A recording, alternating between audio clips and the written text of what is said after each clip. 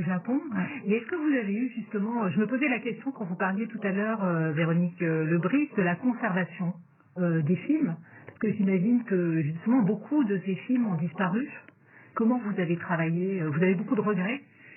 J'en ai quelques-uns, oui, parce que alors d'abord il y a en fait le principe c'était de mettre un film par réalisatrice, donc il y a d'autres films que j'aurais choisis pour certaines réalisatrices que ceux qui sont là, parce qu'en fait les films ne sont pas accessibles. Et ça veut dire, enfin ça dit beaucoup quand même du statut des femmes dans le cinéma malgré tout, parce que généralement elles font des films, quand elles réalisent des films, les femmes elles les font avec des budgets qui sont moins importants que ceux des hommes, hein. C'est à peu près au moins un tiers, ils sont plutôt au moins d'un tiers, et c'est notamment le budget de promotion des films qui est très amputé.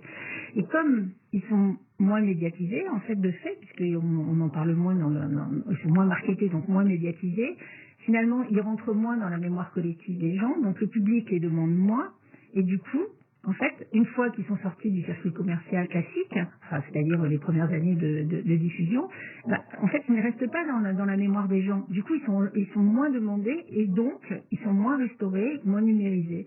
Donc voilà, vous voyez, il y a une sorte de spirale un peu négative qui se met en branle dès la création en fait du film, et qui est très très négative et très préjudiciable pour les femmes et pour l'histoire, pour la place des cinéastes dans l'histoire du cinéma. Et est-ce qu'il y a des femmes cinéastes dont vous connaissez le nom, mais dont l'œuvre entière a disparu, par exemple Qui serait complètement inaccessible. Oui.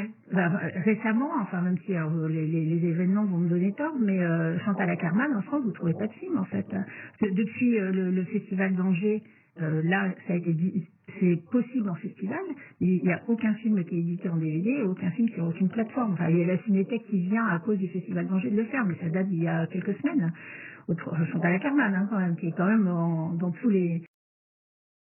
Elle fait toujours partie de ces classements. Leni Riefenstahl, par exemple. Non plus, on ne trouve pas ces films, on trouve des extraits de ces films. Peut-être parce que son aura sulfureuse de cinéaste du Troisième Reich.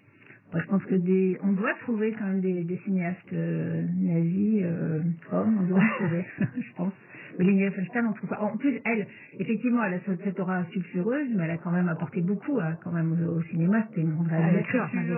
À l'éclairage, à beaucoup de choses, oui. Et il y en a sûrement plein d'autres. Oui, j'ai eu du mal à trouver des Scandinaves aussi, bizarrement. Maïs Zetterling, par exemple, qui était une grande cinéaste suédoise, on ne trouve pas. De toute façon, j'avais fait une liste de 300 réalisatrices, parce que j'ai commencé mon livre comme ça. Et on a moins 150 que j'ai éliminées, parce que les films n'étaient pas trouvables en France. Ça ne veut pas dire qu'on ne les trouve pas dans d'autres pays, hein, attention. Mais en France, en tous les cas, il y en a plein qu'on ne trouve pas. Alors, autre film, autre jalon de cette sélection donc, de 100 longs métrages, en tout cas de 100 films, La leçon de piano de Jane Campion, un film d'époque aux antipodes en Nouvelle-Zélande où une jeune écossaise muette, Ada, part avec sa fille se remarier, elle trimballe son piano et un voisin qui paraît frustre au premier abord, c'est Harvey Keitel, comprend que c'est son meilleur moyen d'expression. Je voudrais faire un échange. Entre quoi? Le piano. Elle dit que c'est son piano. Elle ne veut pas qu'il y touche. C'est un russe. Il ne sait pas lire et il est ignorant. Nous sommes une famille maintenant. Nous faisons tous des sacrifices et vous entrez.